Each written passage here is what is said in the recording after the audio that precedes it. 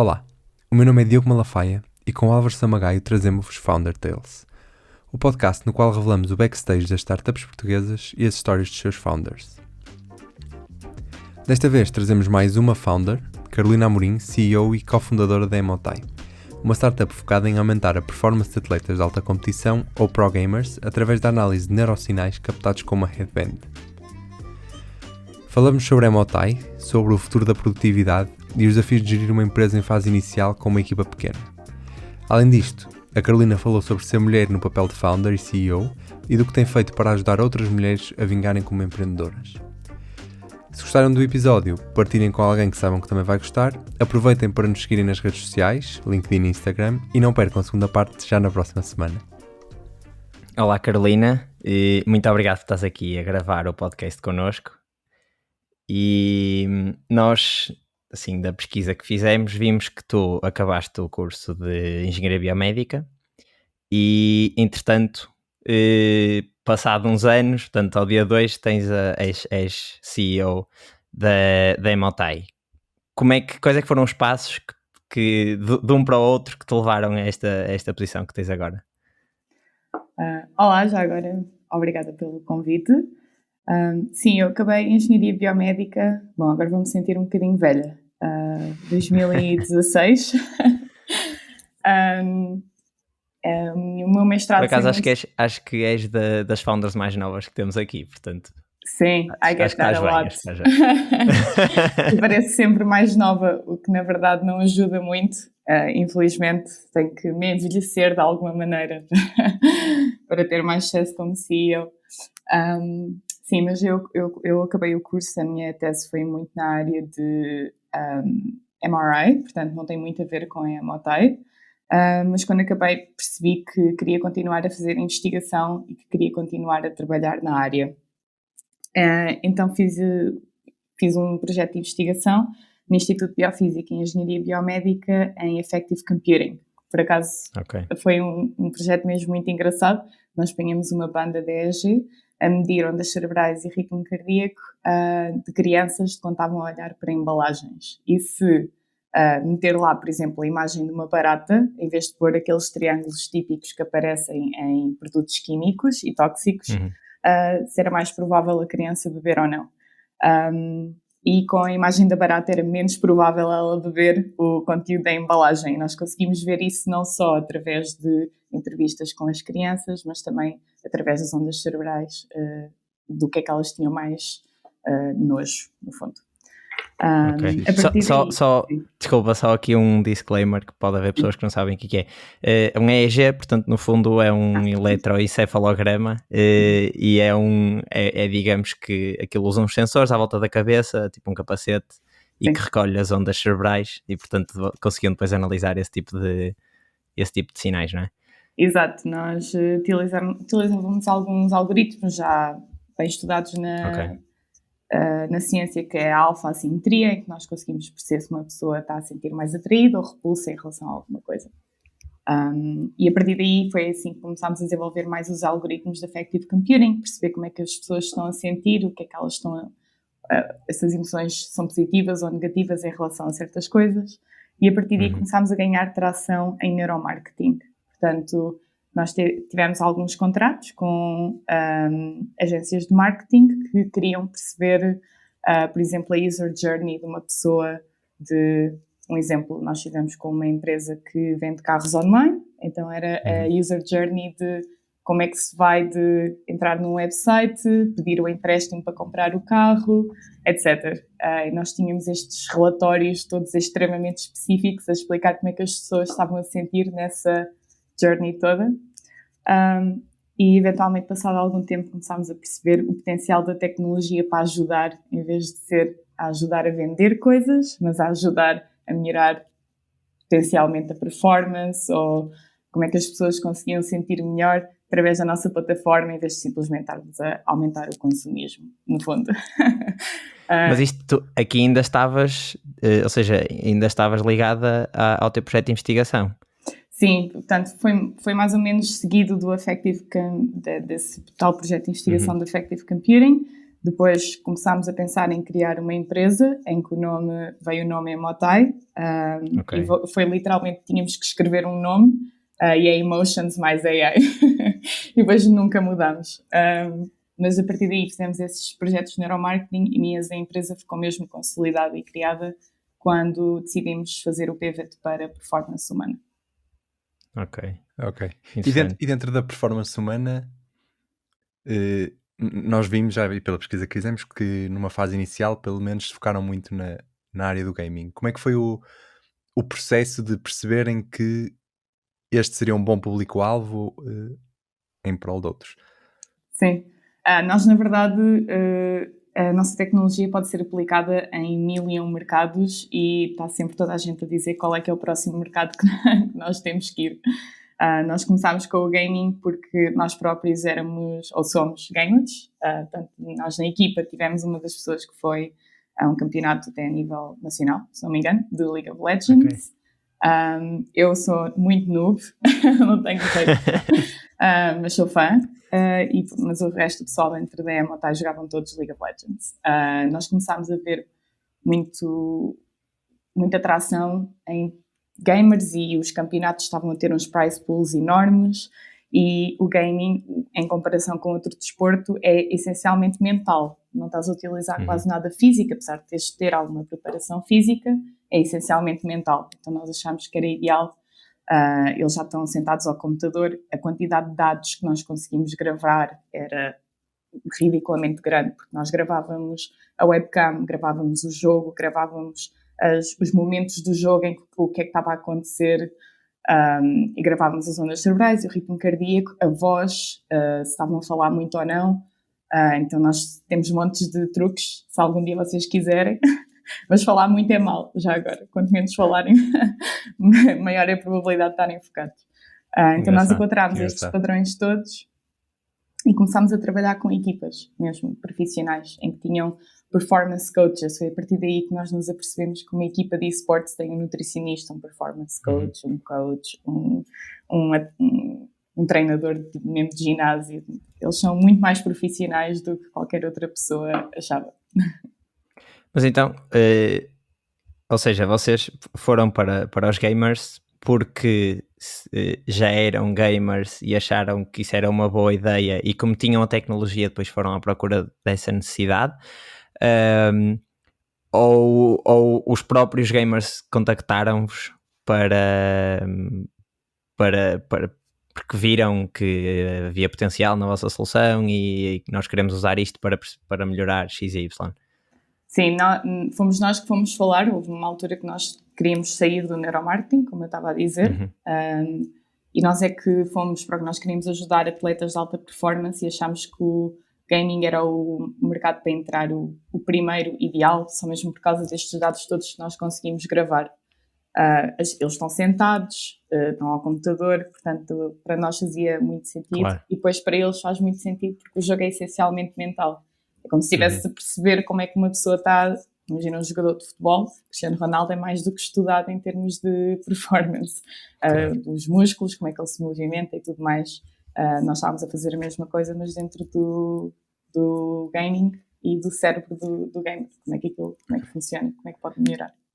Reparei que disseste estávamos, isso implica que já não estão tão focados no gaming?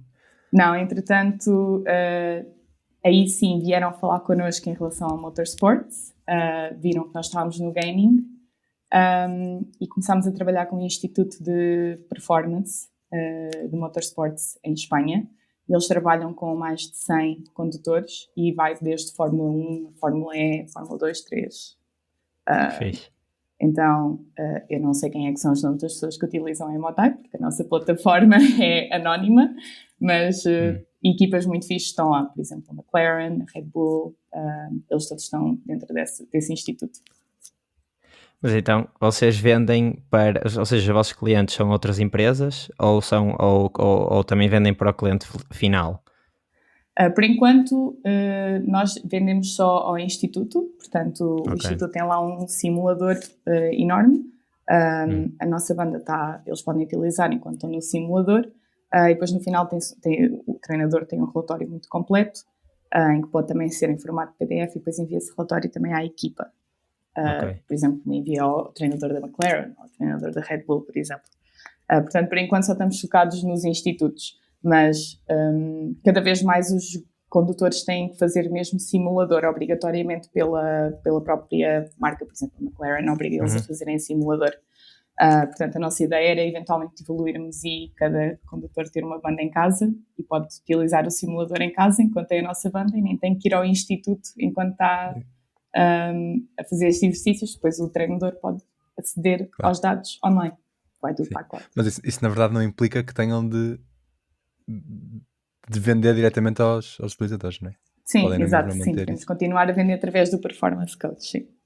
Mas quão difícil foi para vocês, ou se é que foi difícil de todo, adaptar o tipo de reports e o tipo de dados que tinham de extrair, ou que eram úteis para o e-gaming e para o tal instituto?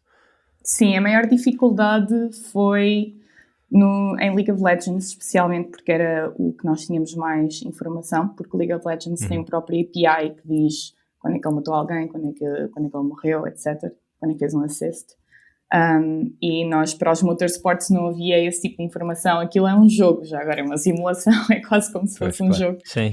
E eles dão informação, mas era de uma maneira mais complexa e completamente diferente, e era muito acerca do que é que estavas a fazer no carro, se estavas a travar, qual é que era a mudança, se estavas numa curva ou não. Então, inicialmente tivemos que adaptar-nos um bocadinho para perceber como é que conseguimos ir rapidamente, porque o objetivo era nós mexermos rápido.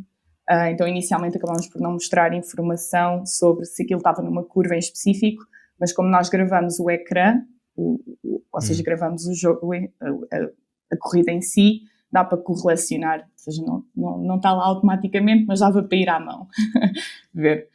E isso era 30 vezes melhor do que o que eles tinham antes, que não correlacionava nada, simplesmente tinham os dados. Portanto, por si só já era mais do que suficiente para eles quererem utilizar a nossa tecnologia em vez da nossa competição. Então, vocês conseguem cruzar os sinais, e já agora se calhar perguntar-te quais é que são os sinais que vocês vão medindo, porque já percebi que não é só a vossa bandana que também conseguem medir outras coisas. Então vocês cruzam os sinais com o que está a acontecer no jogo, ou neste caso na corrida, ou etc. E conseguem tirar depois, ou seja, os reports, por exemplo, de League of Legends são personalizados para League of Legends face a reports, por exemplo, de Fortnite ou outro jogo do género? Portanto, de League of Legends tinha a vantagem, por causa da API de League of Legends, ter aqueles momentos do jogo em que alguém matou ou alguém fez um assist, etc. Para Fortnite, por exemplo, nós não tínhamos API disso, nem nunca nos focámos em Fortnite, porque é um jogo solo, nós estávamos focados em jogos com mais pessoas. Então Fortnite não tens isso, só dá para correlacionar com o que nós gravámos do teu ecrã, do teu jogo, ou seja, consegues ir à mão e ver o que é que aconteceu em certos momentos específicos do jogo, mas não tens logo da League of Legends. Era fácil porque era quase como se fosse um atalho, que ele já mostrava quais é que eram os highlights do jogo, como é que a pessoa estava a sentir nesses highlights. Em relação ao que nós gravamos ondas cerebrais, ritmo cardíaco, movimentos do corpo, e depois, para além disso, correlacionamos esta informação com a webcam, o rato, o teclado e o ecrã, o que a pessoa está a fazer mesmo no computador ou no simulador, no fundo. Isto aqui dá-nos uma vantagem competitiva em relação às outras tecnologias, porque nós fazemos uma coisa que é o Data Fusion, em que nós comparamos uns dados com os outros para termos a certeza que o que estamos a mostrar é mesmo o que corresponde à realidade. Por exemplo, eu gosto de dar o exemplo da emoção, em que nós medimos as ondas cerebrais, fazemos a alfa-assimetria para ver se uma coisa estamos atraídos ou a discuss em relação a alguma coisa, mas comparamos isso aí com a webcam. Portanto, nós olhamos para a expressão da pessoa. Portanto, se for positivo na webcam e se for positivo nas ondas cerebrais, então temos a certeza que a pessoa está a se sentir mais positiva. Então conseguimos ter sempre um accuracy muito mais elevado do que a competição. Ok. Por acaso, eu e o Diogo também somos os dois de engenharia biomédica, portanto estamos aqui na nossa praia, entre aspas. E tem aqui uma curiosidade que é, ou seja, vocês cruzam, por exemplo, ao cruzar com a webcam, Vocês usam, por exemplo, Computer Vision para identificar se a emoção é positiva ou não, ou é uma coisa mais manual? Não, utilizamos Computer Vision. Portanto, nós temos algoritmos de Machine Learning e tudo mais. Okay. Foi tudo desenvolvido pelo nosso Data Scientist dentro da Emotai. Eu não vou dizer quais é que são, porque não faço ideia. Claro. Mas funcionam bem, supostamente. Não foram desenvolvidos só por nós é que treinámos o modelo. Sim. Uhum. Ok. E, por exemplo, com o que está a acontecer no ecrã da imagem, também tentam identificar algumas coisas. Ou seja, por exemplo, no League of Legends vocês têm API, mas sim, no simulador vocês já conseguem, por exemplo, identificar automaticamente se é uma curva, se é uma reta, que velocidade é que a pessoa vai, ou ainda não estão nesse ponto? Nós podemos fazer isso, simplesmente não é uma coisa que ainda estamos focados, mas eventualmente poderia ser uma coisa que nós conseguiríamos fazer. Mas é de notar que no simulador eles já dão alguma dessa informação, tá? É tudo num fecheiro codificado que nós não sabemos ainda ler, ainda estamos a aprender.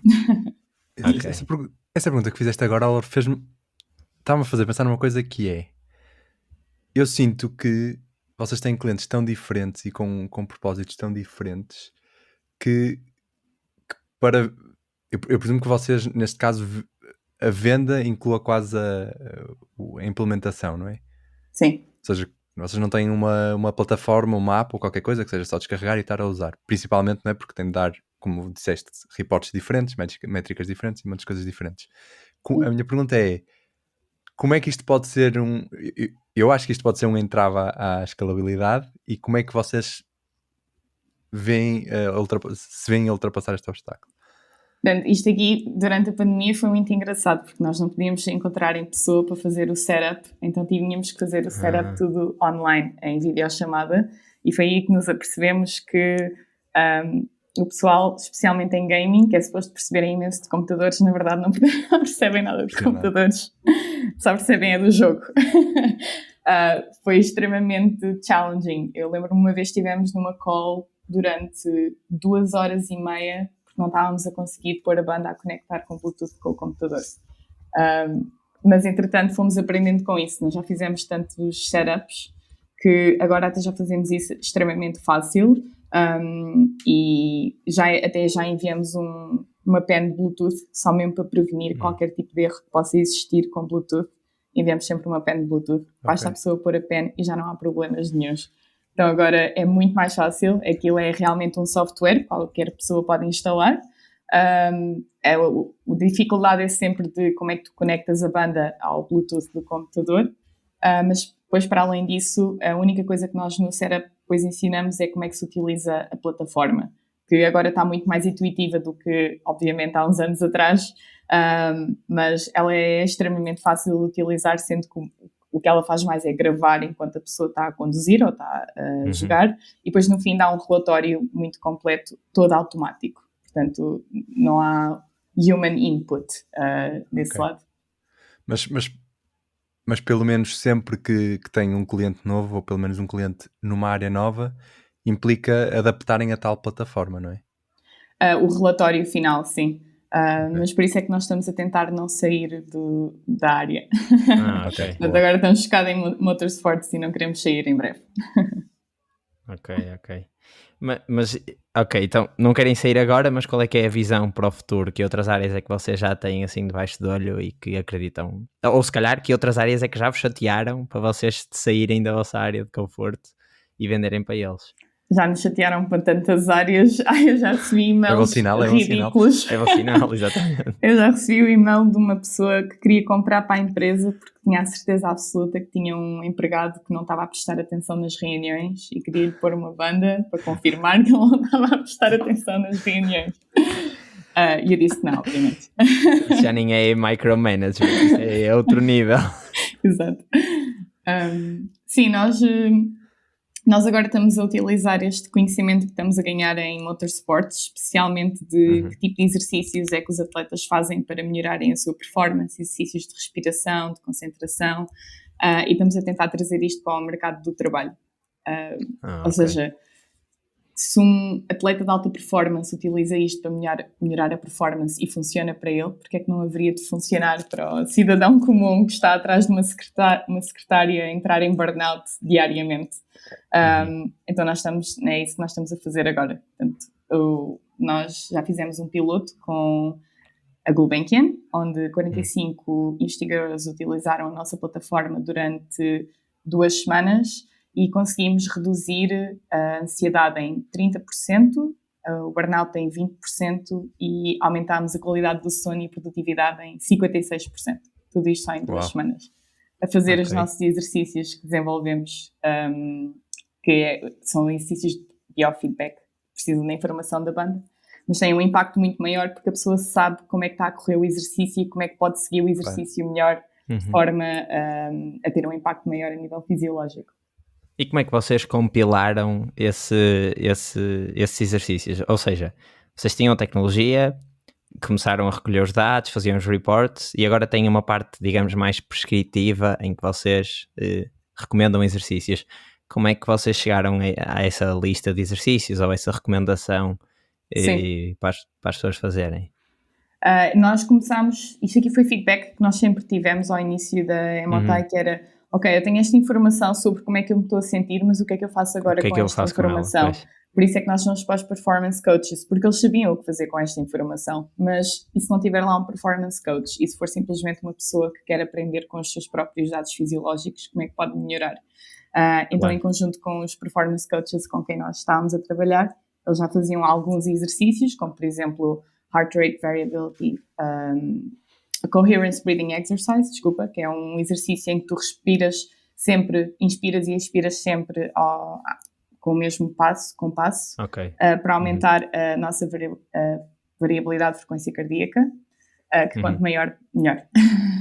E isso aí é uma das métricas que os atletas de alta performance medem todos. O HRV é sempre a métrica que eles verificam em cada momento do jogo se está a aumentar ou se está a diminuir. Então eles faziam estes exercícios, normalmente fazem durante meia hora e nós adaptámos em biofeedback para durar apenas 5 minutos e foram esses os exercícios que nós demos às pessoas da Gulbenkian para testar. Nós sempre tivemos o intuito de dar estes exercícios para os atletas de alta performance, então foi basicamente em vez de estarmos tão focados naquele relatório, saltámos um passo e fomos logo para os exercícios para conseguirmos ajudar a melhorar e não só as pessoas perceberem como é que se estão a sentir. Claro, faz todo sentido. Acho aqui uma coisa que não devia passar despercebida, pelo menos a quem estiver a ouvir, que é nós nestes 20 ou 25 minutos que estamos a gravar já ouvimos falar de montes de coisas que a Emotai fez. Eu acho que é importante realçar quantos é que vocês são na Emotai neste momento? Somos 4. Pois. São só 4. E são os 4 co-founders? Não, somos 3 co-founders. Ok. Mas não eram 4 co-founders? Não percebi? Se eram 4 co-founders? Somos 3 co-founders e um colaborador. Ok. E queres explicar mais ou menos como é que vocês dividem as responsabilidades? Porque acho que é impressionante tudo o que tu descreveste ter sido feito só por 4 pessoas. É espetacular mesmo. Nós estamos a contratar mais agora, porque já está a ser impossível. Claro. Agora queremos ser uma equipa de 11 no futuro. Mais duplicar a equipa. Exato, é quase triplicar. Se alguém estiver a ouvir e quiser se candidatar, estamos a contratar imensas posições. Portanto, qual é que era a questão? Desculpa. Como é que vocês dividem as responsabilidades? Portanto, essencialmente, só para explicar se calhar um bocadinho melhor o que é que cada pessoa faz. Portanto, eu sou a CEO, depois temos um CTO e temos um Lead Developer e temos um Data Scientist. Portanto, o Lead Developer, coitado, ele faz tudo o que é do software. Portanto, ele faz o front-end todo e até há um bocadinho, ele estava a fazer a parte também um bocado de back-end. Agora o nosso CTO é que está a tratar a parte do back-end e está a tratar a parte do hardware. O nosso Data Scientist faz tudo desde Machine Learning, a analisar os dados que nós já recolhemos de forma a termos a certeza que a informação que estamos a mostrar aos utilizadores é a informação correta. E é ele que está a desenvolver estes algoritmos todos de como é que a pessoa se está a sentir. Se é por exemplo, o algoritmo de foco foi desenvolvido por ele, está extremamente inteligente Basicamente, ele não vê se uma pessoa está focada, ele vê se a mente de uma pessoa está a divagar. E a partir daí consegue perceber se ela não está focada. Então consegue ver qual é que é a altura em que ela está focada e depois dá um valor a isso. Portanto, é extremamente inteligente. Não roubem o nosso Data Scientist, nós gostamos muito dele. O Data Scientist é o dos 4, é o que não é co-founder. Sim, exato. E eu faço, como CEO, trato de tudo o que as outras pessoas não fazem. Portanto, eu faço marketing, sales, também trato de tudo do que é operational, administrative, tipo, tudo o que é de contabilidade, auditorias. Aprendi imenso sobre contabilidade, que eu não sabia nada, mas fui forçada a aprender. E também trato muito da parte de falar com os investidores. Portanto, o meu trabalho diria que é à volta de 20% do tempo da semana estou a falar com investidores, 70% a tentar fazer sales e marketing e os restantes 10% em trabalho administrativo. Ou seja, o teu dia-a-dia não tem nada a ver com a tua formação mais académica? Infelizmente não. Mas gostavas de voltar mais para a programação e para as linhas de código? Ou... pelo menos mais na parte do research, em que nós estamos a definir os estudos e os pilotos, e qual é os dados que nós estamos a medir e as conclusões que estamos a tirar. O nosso Data Scientist faz essa parte e é muito fixe. Eu, se tivesse outro trabalho que não é o de CEO, era do Data Scientist. Mas como é que tu aprendeste estas skills que eram totalmente não conhecidas por ti quando saíste da faculdade e depois mesmo durante os projetos de investigação? Como é que tu passaste de researcher para CEO e teres funções mais executivas e de falar com investidores e etc? Sim, bom, foi tudo um bocado tipo tentativa e erro. Claro. E o Google também foi o meu melhor amigo. Mas para além disso, nós também tivemos em alguns aceleradores, um deles que é bastante conhecido, que é o Techstars. E o Techstars ajudou-nos imenso. A mim, essencialmente, ajudou-me na parte de sales e fundraising, especialmente em fundraising, nós temos que pensar também do ponto de vista do investidor. Ou seja, não é o que ele quer ouvir, mas ele também está a mostrar este tipo de informação aos investidores do fundo dele. Portanto, qual é que é a informação que os investidores do fundo dele vão querer saber em relação a esta startup com quem estão a falar? E fez-me perceber, porque tecnicamente eles também estão a levantar fundos para o fundo dele. Claro. Então fez-me ficar um bocado mais, a perceber um bocadinho melhor o lado do investimento. Ok. Isso por acaso, precisamente em relação a isso, nós reparámos, vimos no Crunchbase que vocês levantaram rondas, não sei se podemos chamar rondas, mas rondas pre-seed 3 vezes, certo? A sério, está assim? Tenho que confirmar isso. Tem 2018, início de março de 2020, final de março de 2020. Final de março de 2020, é provável. Eu já não me lembro das datas. Porque nós foram 3 ou não? Tecnicamente foi uma primeira ronda de pre-seed, que foi um valor mesmo baixinho, foram só 100 mil US em 2018? dólares. Em 2018, que foi o nosso primeiro investimento de sempre, ainda éramos muito bebés e não sabíamos o que é que estávamos a fazer mesmo de todo. Quanto tempo é que já tinham começado o projeto mais a sério, tinham decidido focar-se nisto, até levantar, ou seja, desde que começaram até levantarem essa ronda de pre-seed? Meses? 2 ou 3 meses, mais ou menos. Ok, foi relativamente rápido. Foi mesmo muito no início. Sim, mas aí já vinham no projeto de investigação, já tinham a tecnologia, não é? Portanto, nós tínhamos a parte da banda, que foi desenvolvida por nós, que grava as ondas cerebrais, mas a plataforma dos relatórios estava muito num estágio muito inicial, porque inicialmente nós fazíamos tudo o que era correlacionado de informação, era tudo à mão. E nós estávamos a vender, tínhamos uma plataforma que correlacionava. Eu não correlacionava, era tudo o que nós queríamos que correlacionasse. Mas estamos sempre a vender a ideia, certo? Em 3 meses, claro que nunca na vida íamos ter esse software a funcionar. Portanto, foi mesmo muito jovem, mas adorámos esse primeiro programa porque foi em Hong Kong. Portanto, nós tivemos que ir para Hong Kong durante 3 meses. Então o pre-seed foi fruto de um programa de aceleração, ou seja, não foi investimento sozinho, entre aspas. Não. Foi tudo de um programa de aceleração. E a vantagem de nós termos ido para Hong Kong é que nós fazemos a parte do hardware, E aí é que nós não sabíamos mesmo o que é que estávamos a fazer. E provavelmente ainda não sabemos até hoje. Fazer hardware é extremamente difícil. Claro. Tem que se ter e em escala, tipo em massa. E em escala, sim, temos que falar com fábricas, temos que ter, depois há montes de termos que tu tens que saber, como o BOM, que é o Build of Materials, quanto é que isso custa, mas depois quanto é que custa, na verdade, produzir, ou seja, ter aquilo pronto para manufacturing também tem outro próprio termo. Portanto, é tudo muito difícil tudo e é difícil de começar. Portanto, este primeiro acelerador onde nós estivemos deu imenso jeito na parte do hardware. Para além de podemos ir a Hong Kong e à China e aí fomos a Shenzhen visitar as fábricas, foi tudo eye-opening. Nós adorámos essa experiência. E ficaram lá a viver 3 meses então? Ficámos lá 3 meses, entretanto já voltámos lá imensas vezes, porque depois nós recebemos lá investimento de grants e tudo mais. Só que agora tirámos a empresa de lá. Mais porque também já não está lá ninguém a trabalhar, não estávamos a contratar lá ninguém, ainda não estamos prontos para ir para a China em termos de manufacturing, isso é quando já temos que produzir mais do que, por exemplo, em escala. 1000 claro. por mês, sim, em escala.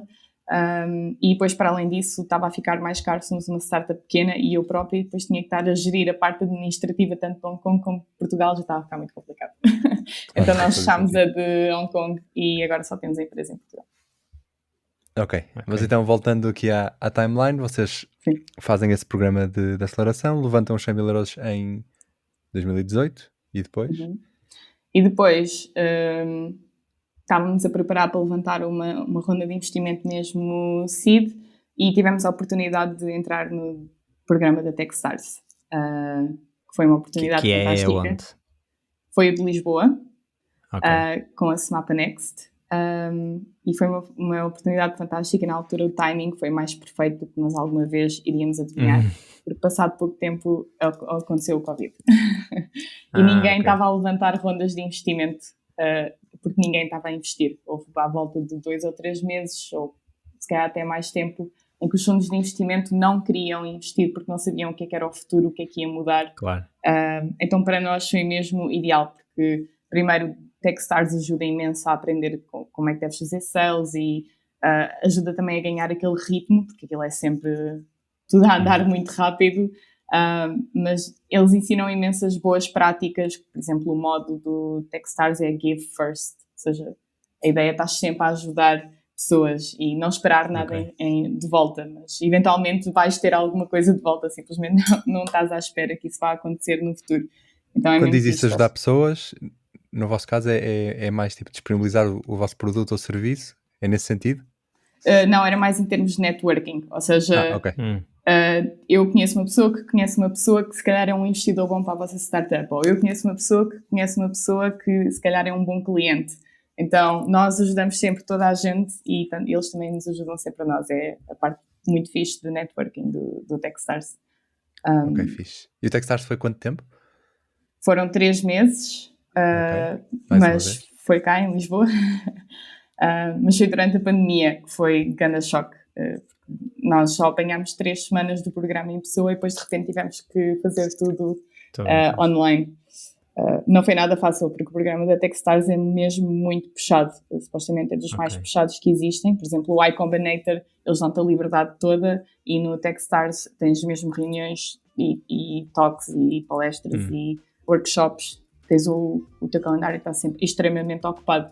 Então, de repente, estar a fazer isso, eu lembro-me que parava de trabalhar tipo à meia-noite, algo do género, depois ia dormir, depois acordava e voltava a fazer a mesma coisa. Tinha 0 vida social, porque foi na altura da pandemia. Então não foi nada fácil, mas estamos muito gratos por termos conseguido fazer aquele programa. Se tivessem a usar a vossa banda nessa altura, aquilo estava em pânico. Sim. Definitivamente.